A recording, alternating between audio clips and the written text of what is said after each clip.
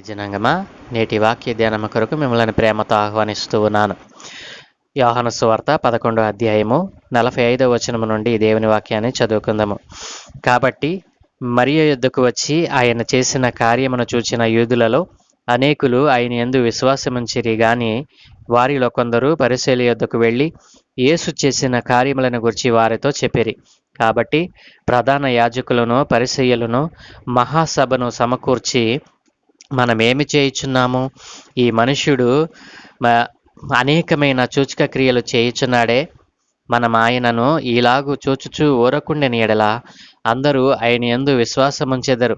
అప్పుడు రోమీయులు వచ్చి మన స్థలమును మన జనమును ఆక్రమించుకుందరని చెప్పిరి.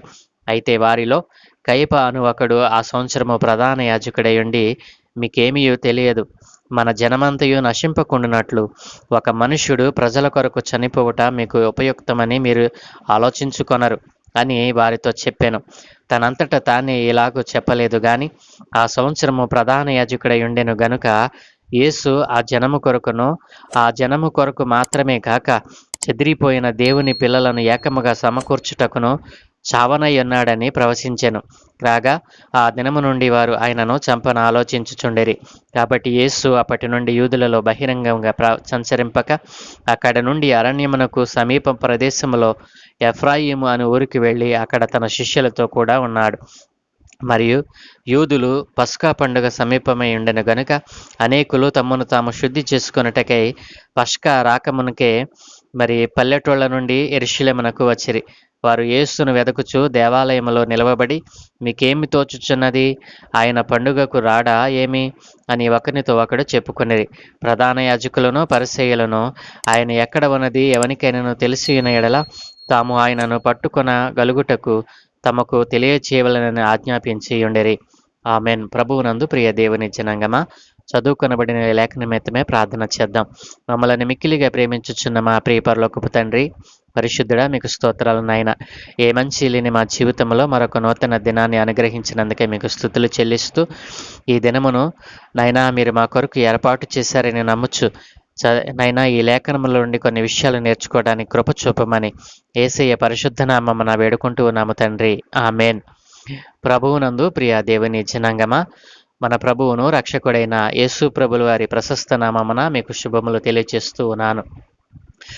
నిన్నటి దినాన్న యేసు ప్రభుల వారు చనిపోయినటువంటి లాజరును లేపినటువంటి దృష్టాంతాన్ని మనం ధ్యానం చేశాం.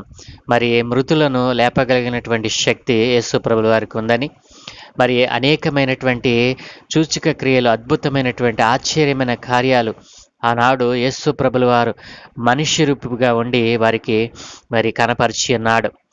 యేసు ప్రభుల వారు తను తాను దైవ కుమారునిగా ప్రత్యక్షపరుచుకొనుచున్నటువంటి ఆ దినాలలో యేసు ప్రభుల వారు చేసినటువంటి 6వ అద్భుతమైనటువంటి సూచక క్రియగా దీనిని యోహాను భక్తుడు లిఖించాడు.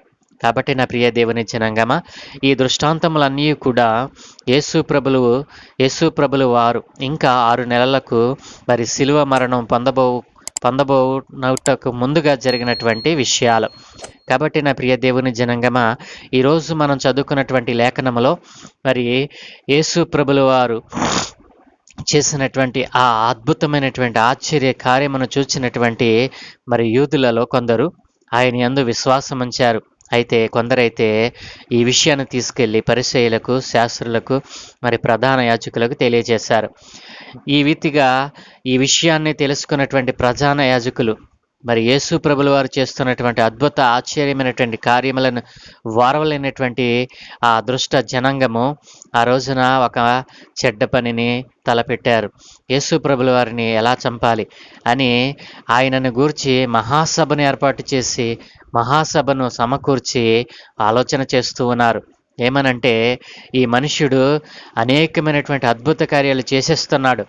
మానవుడై ఉండి ఈ మనుష్యుడు ఎవడో మనం ఎరిగి ఉండి కూడా వీడు ఎలా చేస్తూ ఉన్నాడు, కాబట్టి వీడిని ఎలా సంహరించుదామా, ఎలా చంపేద్దామా అనేటువంటి ఆలోచనతో కుట్రపూరితమైనటువంటి ఆలోచన వారు కలిగి ఉన్నప్పుడు వారిలో ఒకడైనటువంటి ప్రధాన యాజకుడు, ఆ సంవత్సరము ప్రధాన యాజకత్వం పొందినటువంటి కయప అనేటువంటి ఒకడు లేచి అన్నాడు కదా, ఆ మహాసభలో నిలబడి అన్నాడు, ఏమన్నా తెలుసా, పిచ్చివాళ్ళారా, మీరు ఏం మాట్లాడుతున్నారు? ఆ మనుష్యుడు మానవుడు అనుకుంటున్నారా? ఆయన పరలోకము నుండి దిగి వచ్చినటువంటి దేవుని కుమారుడు అని మరి చెబుతూ అంటాడు కదా, ఒక మనుష్యుడు మన జనము కొరకు తన ప్రాణాన్ని అర్పించవలసి ఉండెను కదా. ప్రవచన గ్రంథాలలో ఆయనను గురించి వ్రాయబడినది మరి నెరవేరాలి కదా. మరి ఒక మనుష్యుడు మరి మన కొరకే కాక మరి ఈ లోకములో చెదిరిపోయినటువంటి దేవుని పిల్లలందరినీ కూడా ఏకముగా సమకూర్చటానికి, తన ప్రాణాన్ని అర్పించటానికి మరి యేసు అనేటువంటి ఈ మనుష్యుడు తన ప్రాణాన్ని పెట్టబోతూ ఉన్నాడని మరి ఆ మహాసభలో నిలబడి ప్రవచించినట్లుగా మనం చూడగలం. నా ప్రియ దేవుని జనాంగమా, యేసు ప్రభుల వారు ఎవరు? యేసు ప్రభుల వారు ఎవరో తన్ను తాను చెప్పుకుంటూ వస్తూ ఉన్నారు.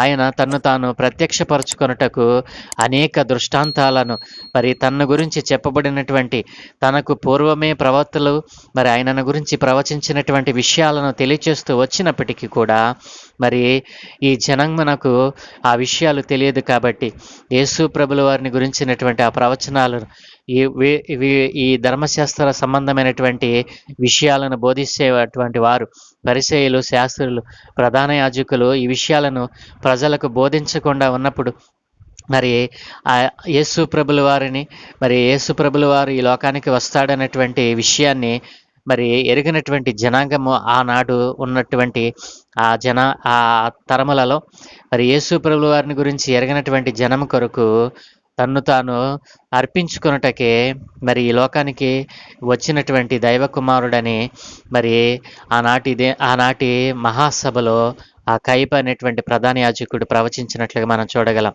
కాబట్టి యేసు ఎవరు అనుకుంటున్నారండి? యేసు ఈ సర్వ మానవాళి కొరకు తన ప్రాణాన్ని పెట్టినటువంటి ఏకైక దేవుడు. కాబట్టి నా ప్రియ దేవుని చిన్నంగమా, మానవుడు ఆయన కొరకు మరి ఏమీ చేయలేడు. మానవుని గురించి ఆయన దగ్గర మనం ఏం చెప్పనక్కర్లేదు. ఎందుకంటే ఆయన చేతితో, ఆయన ఊపిరి ద్వారా మనము ఊపిరి పోసుకున్న వారము. సర్వ మానవాళిని ఆయన తన మాట ద్వారా మరి సర్వ సృష్టిని ఆయన తన మాట ద్వారా కలుగు చేసినటువంటి దేవుడు మానవుని తన స్వహస్తములతో మరి రూపించుకున్నాడు. తన రూపములో తన జనులుగా ఉండటానికి, తన ప్రజలుగా ఉండటానికి ఆయన మరి తన రూపములో చేసుకున్నటువంటి దేవుడు. మరి అలాంటి దేవుడు ఈ లోకములో పడి చెడిపోతున్నటువంటి తన ప్రజలను రక్షించడానికి ఈ లోకములో మరి ఈ లోకముతో స్నేహం చేస్తూ ఈ లోకములో మరి దేవుని క్రియలను విడిచిపెట్టి అపవాది సంబంధమైన క్రియల చేత, చీకటి సంబంధమైన క్రియల చేత మరి పడి చెడిపోతున్న వారిని రక్షించటానికి తన ప్రియకుమారుని లోకానికి పంపినటువంటి దేవుడు ఆయనే ప్రభు అయిన యేసుక్రీస్తు ప్రభుల వారు. ఈ విషయాన్నే ఆ మహాసభలో కయప అనేటువంటి ప్రధాన యాజకుడు నిలబడి ప్రవచించాడు. కాబట్టి ప్రపంచంలో ఉన్నటువంటి సకల మానవాళి కొరకు తన ప్రాణాన్ని పెట్టడానికి వచ్చినటువంటి వాడు యేసు అని అక్కడ ఆ కయప అనేటువంటి ప్రధాన యాజకుడు మరి ప్రవచించాడు. కాబట్టి నా ప్రియ దేవుని చిన్నంగమా, యేసు ప్రభుల వారు ఎవరనుకుంటున్నావు?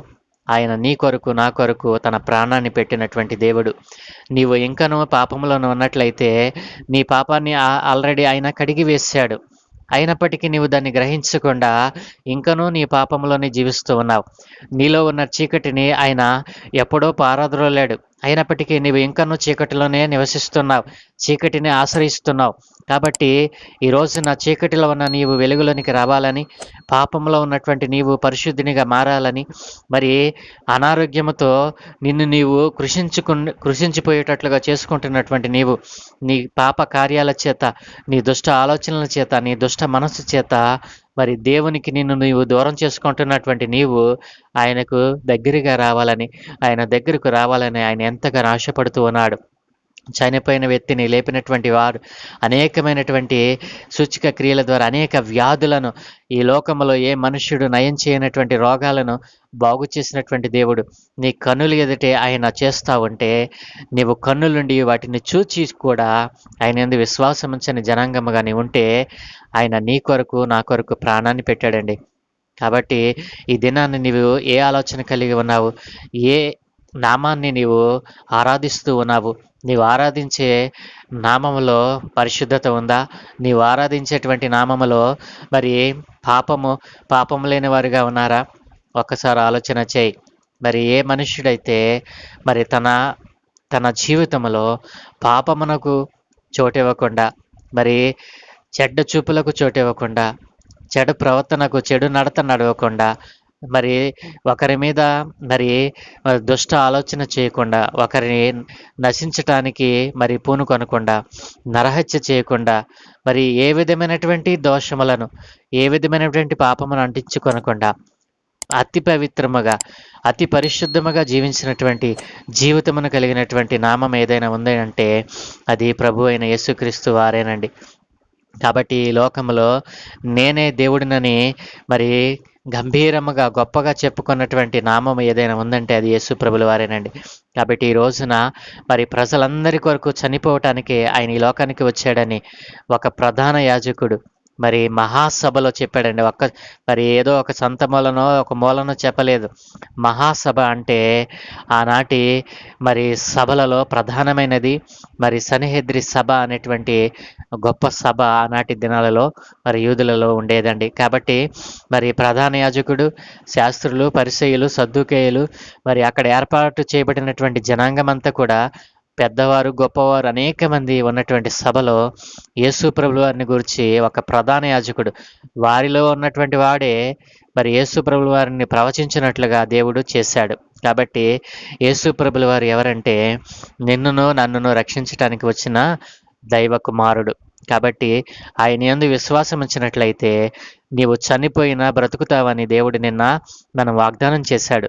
కాబట్టి ఈ వాగ్దానమును నమ్మినటువంటి నీవు ఆయన యందు విశ్వాసముంచి, ఆయన మాటలందు లక్ష్యముంచి, ఆయన ఆజ్ఞలను, కట్టడలను పాటించినట్లయితే, నమ్మి విశ్వాసముంచిన వాడు ఎన్నటికీ చనిపోడన్నటువంటి దేవుడు చెప్పినటువంటి మాట నా జీవితంలో నెరవేరుతుందని నీవు నమ్మాలి. కాబట్టి ఆయన యందు విశ్వాసం ఉంచితే నీకు నిత్య జీవం దొరుకుతుంది. కాబట్టి యేసు ప్రభుల వారు సకల మానవాళి కొరకు ప్రాణం పెట్టినటువంటి దేవుడు. మరి ఏ దేవుడు కూడా ఎవరి కొరకు తన ప్రాణాన్ని పెట్టిన దాఖలాలు ఈ ప్రపంచంలో లేవు. భూమి పుట్టినప్పటి నుండి మరి సర్వ మానవాళి కొరకు, నశించిపోతున్నటువంటి మానవాళి కొరకు తన ప్రాణాన్ని పెట్టిన వారు ఎవరైనా ఉన్నారు అంటే అది యేసు ప్రభుల వారే. కాబట్టి ఈరోజే యేసు ప్రభుల వారి యొక్క గొప్పతనాన్ని తెలుసుకొని, యేసు ప్రభుల వారు ఏమీ ఆశించటం లేదండి. నీ నుండి ఆశించేది ఒకటి, నీ హృదయంలో ఆయనకు చోటి. నీవు ఎంతటి ఘోర పాపివైనా సరే, నీవు ఎంతటి రోగగ్రస్తుడవైనా సరే, నీవెంతటి దుర్మార్గుడవైనా సరే, నీవెంతటి నరహత్య కాంక్ష కలిగినటువంటి వాడివైనా సరే, యేసు ప్రభువు నందు విశ్వాసం ఉంచినట్లయితే నీ దోషములను పరిహరించి నిన్ను మరి పరిశుద్ధినిగా మార్చడానికి ఆయన శక్తి కలిగిన వాడు, అధికారం కలిగిన వాడు. కాబట్టి ఈరోజే యేసు ప్రభుల వారి యొక్క గొప్పతనాన్ని తెలుసుకోవాలని ప్రభు పేర మీకు మనవి చేస్తూ ఉన్నాను. ప్రార్థన.